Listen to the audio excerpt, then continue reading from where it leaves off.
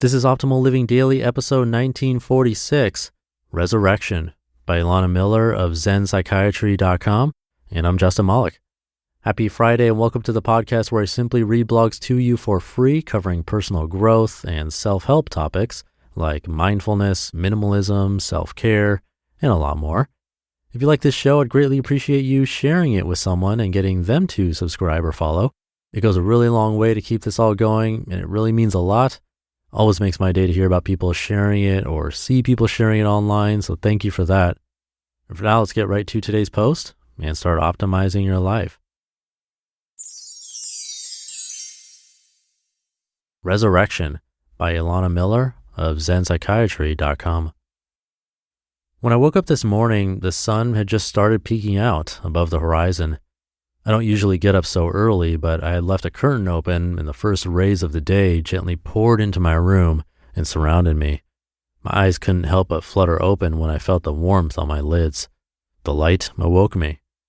A few weeks ago, I moved from my parents' house in the Bay Area back to Los Angeles. Soon I'll be restarting my residency in psychiatry at UCLA.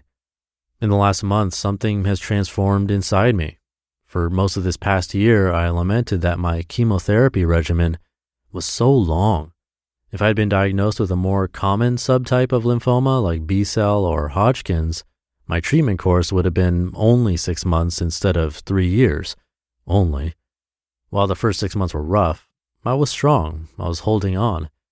Last summer, I got through the worst round, which was 8 weeks of culminating in a hospitalization for neutropenic fever with my mental and emotional stamina intact. I thought I just had to get through that round and then everything would be okay. But the day after it ended, sometime in August, my oncologist informed me the next round would not be much different and would certainly not be the relief I had been holding on for. I don't think he had finished speaking that sentence when my soul crushed under his words. I had been swimming to the surface of the ocean, about to take a breath, when I was pulled back under. Over those following months, what remained of my spirit was so badly broken, I thought I would never get it back. After an episode of dystonia sent me to the emergency room, I was plagued with almost constant panic attacks. I had planned for months to go to a conference in San Diego on integrative medicine and obtained a waiver to let me sit for the integrative medicine board exam, even though I had a few months left of residency. I had studied for the exam for months, and I know I would have passed, but I didn't make it that far.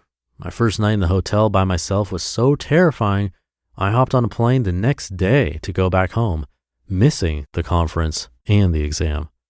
Since then, I've thought, if only I had a different kind of cancer, or perhaps no cancer at all. If only the intensive part of my chemo had been a few months shorter.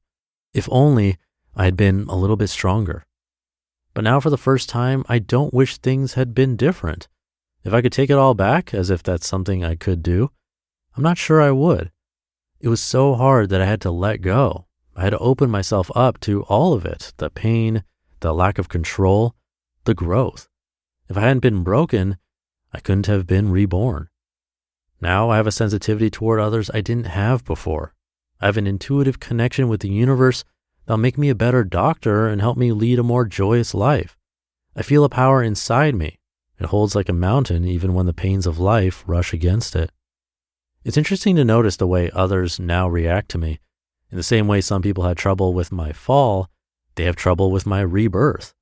When I was the most sick and complained about how bad I was feeling, I was told, stay positive. God only gives us what we can carry. Or the true, yet not particularly sensitive, it could be worse.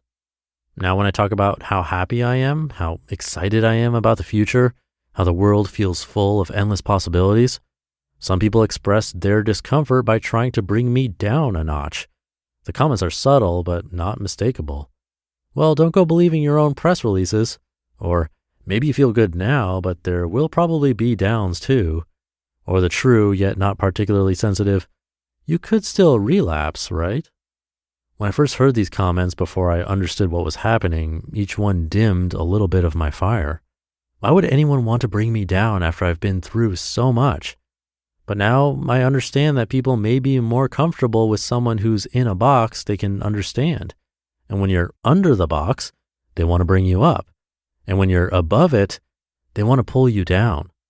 It's not that people are bad. if anything, cancer has opened my eyes to a whole new level of generosity and compassion and love. People are just people.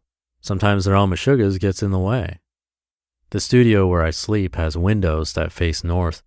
In the evening, the sun filters through the trees until the light dims and dissolves. Another sun will rise tomorrow. You just listened to the post titled Resurrection by Elana Miller of ZenPsychiatry.com. Thank you to Elana.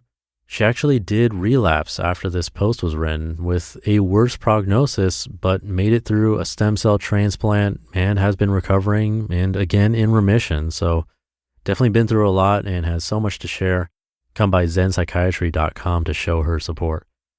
I'll leave it there for today. Thank you for listening, and I'll see you tomorrow over the weekend, where optimal life awaits.